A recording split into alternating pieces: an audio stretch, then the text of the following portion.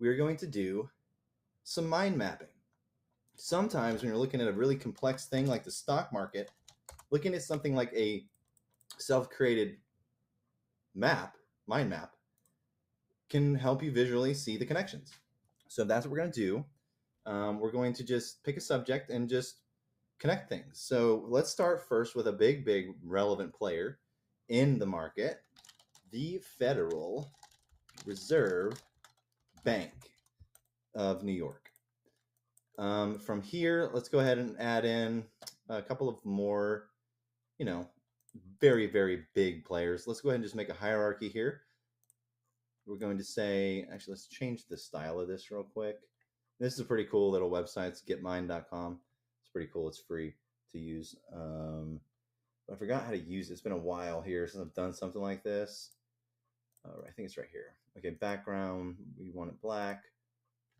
The structure, let's do, well, is there no top to bottom? I don't see any top to bottom. We'll work with this for now. So we'll just make floating nodes. Just right click and make new ones. So we're going to add 3 more. We're going to say BlackRock. It's, world's biggest asset manager. Works closely with the Fed, which we're going to prove by connecting it together. We're going to say font color is white. Fill color is black, just like their logo. Then we're going to do Fidelity. The calculator. Fidelity, the calculator. We're going to do that green. And what's their, or is it green or is it something else? Their background's green, right? I'm just going to leave it like that for now. Let's make it bold and just make it a little sharper. It was bold already. Okay, Fidelity. Nah, I can't really read that. Let's do actual white. No, that's not much better. Let's do, that's fine. Everybody can see that. Let's zoom in a little bit. Okay, so we have BlackRock, Fidelity, and you could probably guess the next one, Vanguard.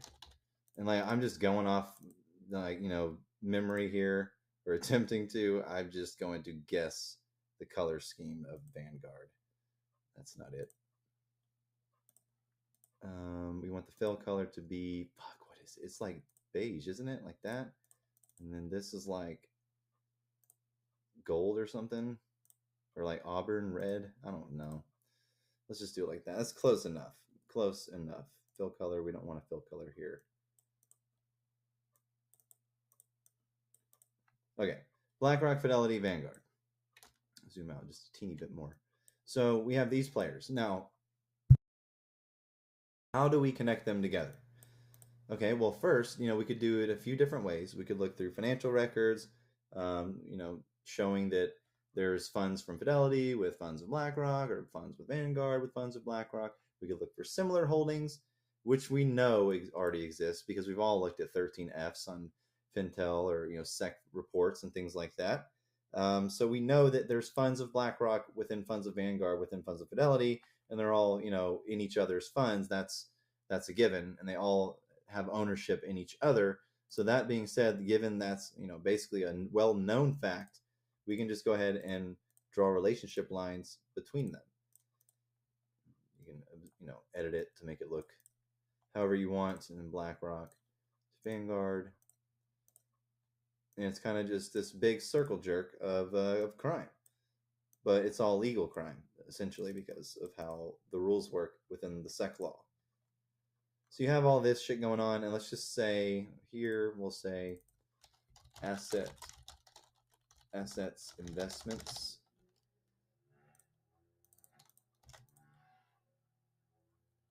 And then you have the Fed Reserve Bank. Here, we need to adjust this a bit. You have the Fed Reserve Bank, who interacts directly with all 3 of these entities, and we're going to show this using the Office of Financial Research Money Market Fund Monitor. Why is it on Yahoo? This OFR Money Market Funds right here. Then we're going to say US MMF repos with the Fed Reserve. I was going over this a little bit in previous videos, but you can see here, these are all of the players in the market, banks, big asset managers such as Vanguard, Fidelity, BlackRock, and Morgan Stanley, Goldman Sachs, banks, JP Morgan, all of the big dogs. And this chart here essentially is the same chart that you see with the Fed Reserve regarding the repo. So if we go to Fed Reserve repo chart and we look at this, let's go all the way back here. So you look at that, look at that shape there. Zoom in a little bit. Whoa, too far. That shape there, you see it, little hump, then it flattens, and then boom, history. Same thing here. It's the same exact thing. Because it's the same exact players. It's telling you here, like here you don't see the players, you just see the line. But here you see the line with all the different shaded colors representing the players. So essentially, throughout this time, if we look at the orange, that's Fidelity. And it had the vast majority, well, not vast majority, but pretty close, right up there with the other two big ones, Vanguard and BlackRock. They took up the most volume, or the most percentage of these transactions. So you have Fidelity orange, you have blue Vanguard, and you have purple actually is JP Morgan. Where's BlackRock in all this? BlackRock is the blue. So BlackRock was kind of actually the lowest one on the totem pole as far as input to the reverse repo with the Fed, but Fidelity was the number one. And yeah, you can get this data from the OFR website. So we know now that this is connected because, again, we've seen it in previous videos, the Fed Reserve is involved with these players. So now we can make more relationship lines to the Fed. Or actually, we need to do it from the Fed going to these players. We can do this however we want here, like that, like this, and we'll make these lines a little bit different color to distinguish between the two. Let's do it like that. Let's change this to, let's do blue.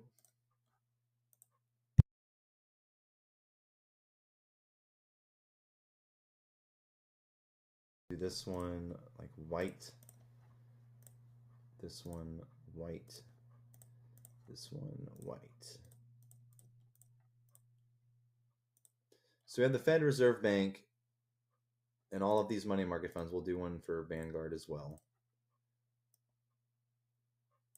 And really, this assets investments is appropriately placed here because that involves assets and investments when it comes to repos and reverse repos, cash for collateral.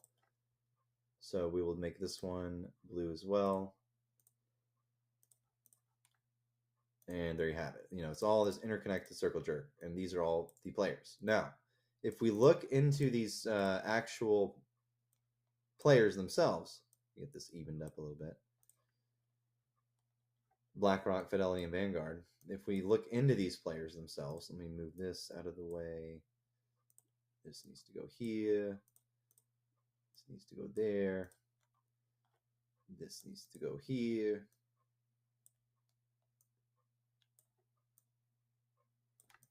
That's cool. Now we can read it. So these are all interconnected. We can zoom out a little bit more. And from here, what we can do is now we're going to go to, let's just go to BlackRock's website real quick. Let's go to blackrock.com, and then we're going to go to funds. Let's go, we'll just pick any fund here. There's 3 types listed here. So we have mutual funds, iShares, ETFs, and closed-end funds. Let's go to mutual funds first. And then this is all of their, mutual funds that they have. The net assets, this is ranked by net assets. So the biggest fund is at the top here. It's the Strategic Income Opportunities Fund. Let's go ahead and just go with the biggest one for each category. So BSIIX.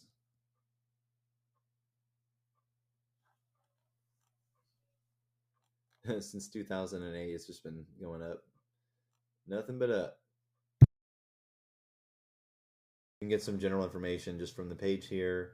You have like the weighted average life, yield to worst, and they have information as to what this all means. Can you get any data here from this window? Let's see. No. Well, maybe. Anything valuable here?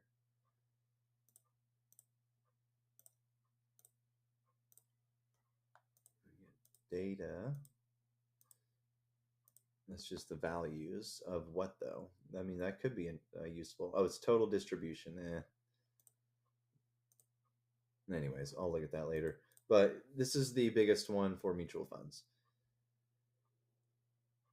Asset class is fixed income.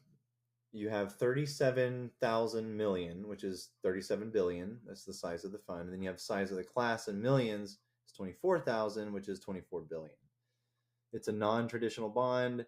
Benchmark index is the BBG Universal Index in US dollars, monthly distributions, so on and so forth. Then you get the sustainability stuff and business MSCI information.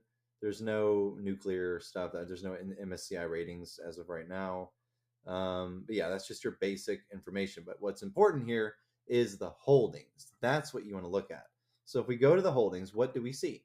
Well, the first thing that comes up, JP Morgan Chase and UBS. So now we can take our map here and we can add in those players. We can say JP Morgan and UBS. And we'll make banks a specific color. We'll do like, I don't know, let's do, that's not what I wanted. Let's go there and do, bastard, no. We will do, let's do like red with, I don't know, like yellow text. This will be banks. So we'll do red with the yellow text. So JP Morgan and UBS. These are banks, obviously. Let's put these over here somewhere. And we're inside BlackRock right now. So let's just go ahead and put these banks right here for now. And then we'll say, okay, now we know that BlackRock holds, actually, it should be the other way around. JP Morgan is invested in the BlackRock fund. UBS is invested in the BlackRock fund. And really, we should be more organized here because we're going to make 3 subnodes here. We're going to do 3 for the 3 different category types. That's why I wanted to do this top down, because it's going to be hard to make this look good with the way this is set up, but we can work around it. We'll just put this way over here. We'll just have to go back and forth through scrolling and whatnot. Okay. If we put this on the other side, that would be helpful. Or can I change something about this? Oh, there we go. This is what I wanted. Perfect. Okay, yeah, there we go. That will help the look of this.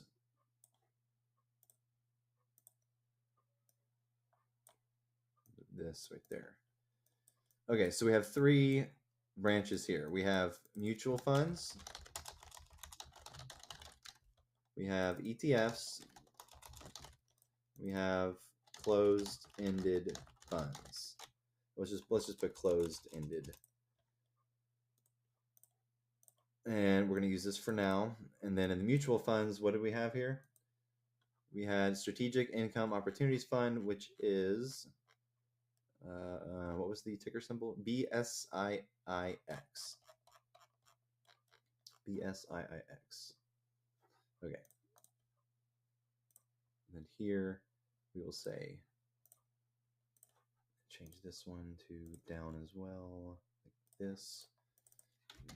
BSIIX. We'll just make this no fill color. We'll put, I don't know, let's do like purple. BSIIX there. That's the #1 mutual fund. And then within BSIIX, that's where you get the JP Morgan connection. JP Morgan has invested into BSIIX, and UBS has invested into BSIIX.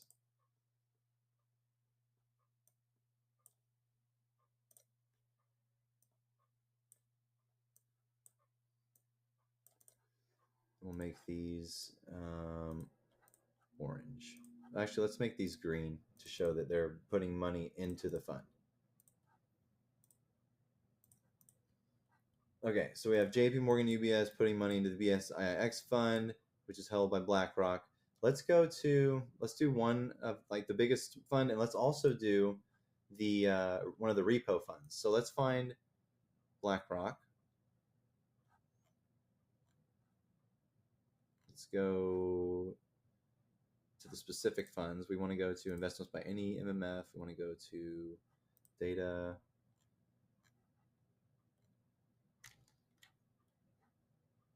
Well, hold on a second here. What details? We want details here. We want the fund name. Is it the Fed fund that we want? Let's just go with the Fed fund for now. And then we'll look that up here on the website, Fed fund, or we just do this, Fed fund, BlackRock.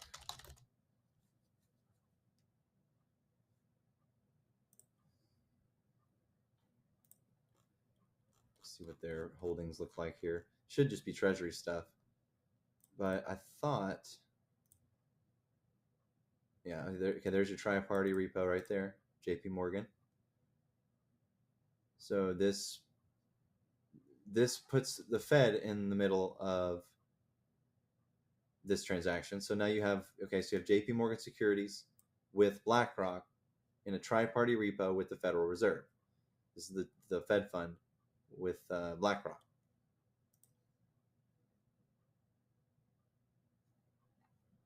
So let's go back to our map.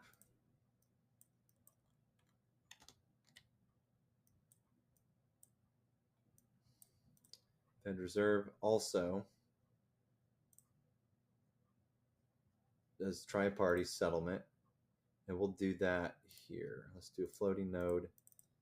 We'll say tri-party repo, and anything white will be Fed related.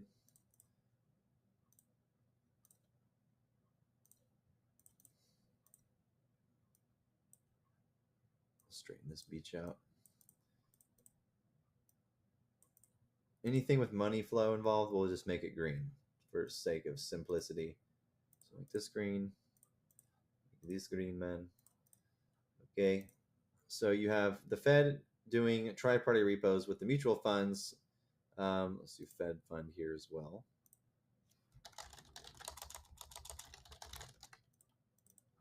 Fed fund.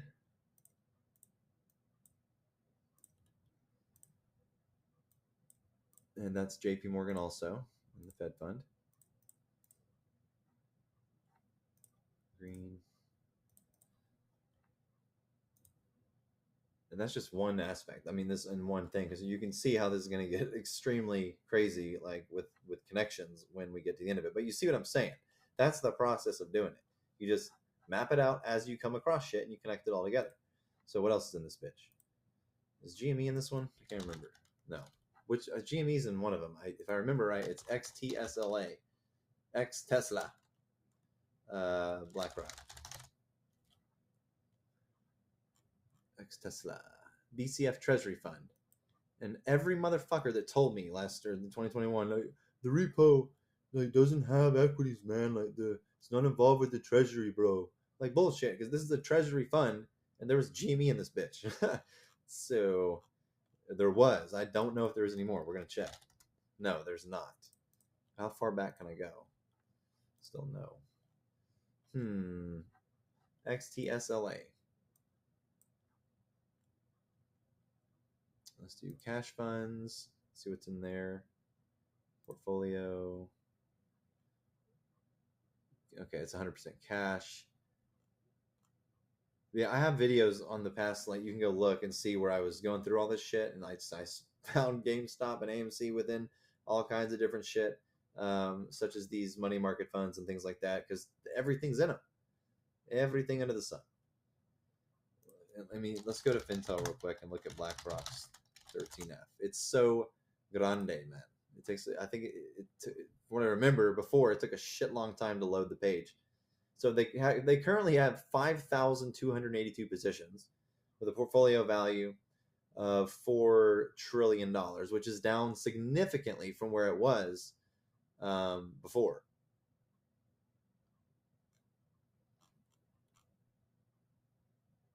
Of course, Nvidia's the biggest position, nearly behind Microsoft. It's hilarious. 182 mil of Nvidia. Got to love it. So the top decreases apparently is Apple, Tesla, Adobe, Boeing Company, and they picked up all of this AI shit. Microsoft, LLY, Amazon, Meta, Nvidia. But if you go look at their holdings and how many 13Gs they have and how many companies they own, it's a ridiculous amount. It's a shit ton. And a lot of this, and a majority of it, was acquired during the 2021-2020 period when SLR was there and we had low rates. I mean, it's just an astronomical amount of companies. These are 13Gs, which are 5% or more ownership in a company. These are not the 13Fs. The 13Fs are on the different section down here. 13G. These are all new right here, as of 129, 131, so on and so forth. It's just they're buying up all these companies left and right because they've got to finance the risk. That's what they're doing. That's what this whole process has been. It's all about financing the real economy. That's why they're so data dependent, the Fed, that is, about what they're doing, because they're involved in all of this crazy shit. And what I was trying to get at, I'm not going to do the whole map for you, but if you look, let me show you a more finished one when you go and you get real deep into this shit. Let me go to my other one here.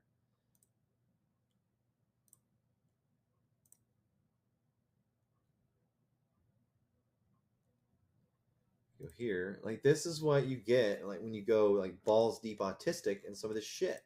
You get this gigantic fucking map of shit. This is like, everything made from the Salomon Brothers 1987 flash crash. I don't think this is the right one, actually. Oh, well, it has to be, because the other one I did not see. But yeah, I mean, it's all interconnected, right? It's all interconnected. It's this big thing. Yeah, then this is the wrong one. I need to find the other one. But yeah, it's all a big connected ordeal.